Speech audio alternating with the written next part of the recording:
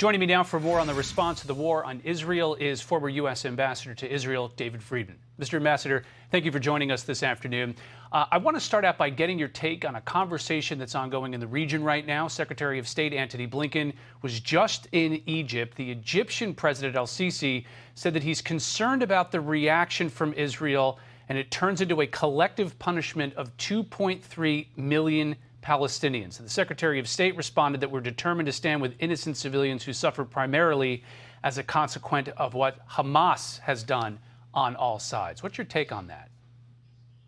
Well, Rich, the first point I'd make is the innocent civilians in this conflict are the Jews who were slaughtered. The civilians in Gaza, and I think Israel is going to do everything it can to minimize casualties. But let's understand the civilians in Gaza, in large part, not entirely, but in large part, have celebrated the rape, murder, and beheading of Jewish women and children. They embed with Hamas. They provide Hamas with aid and comfort, and with safe passage and with places to hide. So, under the laws of war, as people recognize them, I mean, many of them, not all of them, but many of them are fair game. Now, having said that, because I want to make this an equally important point, Israel will do everything it can, and it's in Israel's interest to do so, to minimize civilian casualties. I can guarantee you, Israel is not going to rape anyone. Israel is not going to kidnap anyone. Israel is not going to target any civilians. Israel is warning. They're doing something no other army does. They are warning the people on the Gaza Strip where they're heading first. They're saying, we're going to come into the north, right? And they're telling everybody, move to the south. I mean, that's pretty unusual for a military to telegraph where they're going. And when they didn't move quickly enough, Israel said, okay, we're going to give you more time to get out of the way. And they've asked Egypt to open up a humanitarian corridor so some of these refugees can move even further south. So, the civilian issue is a significant issue, but let's not lose sight of the fact that Israel just suffered the most significant attack on the Jewish people since the Holocaust. And it's going to do everything it can to avoid civilian casualties, but it must eliminate Hamas, because if it doesn't, they will come back stronger than ever in the future. It will be an enormous victory for the forces of evil. And if Hamas can't be defeated, what that really means is that the Jewish people can't live in the land of Israel anymore because they won't be safe. And that's not going to happen. The National Security Advisor, Jake Sullivan, was asked whether it would cost $2 billion for an aid package for Israel, for Ukraine. He says it's going to cost a lot more than that.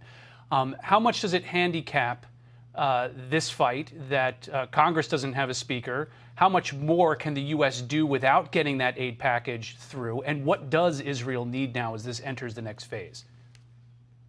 Look, I think Israel. Fortunately, there are funds that are already pre-appropriated, thanks to great people like Marco Rubio, who put the initial 10-year package together. But this is unprecedented and unexpected, and so there's a lot of supplies that are needed. There is a lot of ammo that's got to be replenished. It's the ability to confront Lebanon if it starts to go sideways. More Iron Dome. I mean, there's a lot. This is an incredibly sophisticated assault on Israel. They won't need anything close to Ukraine. I mean, we talk about Israel now and Ukraine. They're totally separate. I mean, not even a fraction of what we're spending on Ukraine needs to go to Israel. But Israel does need some, small digit billion-dollar aid, whether it's $1, $2, or $3 billion. They certainly need that, but it's nothing like Ukraine. The Abraham Accords, normalization with Israel, between Israel and its Arab neighbors, something that you worked intensely on under the previous administration, seemed ready to expand with the Saudi government.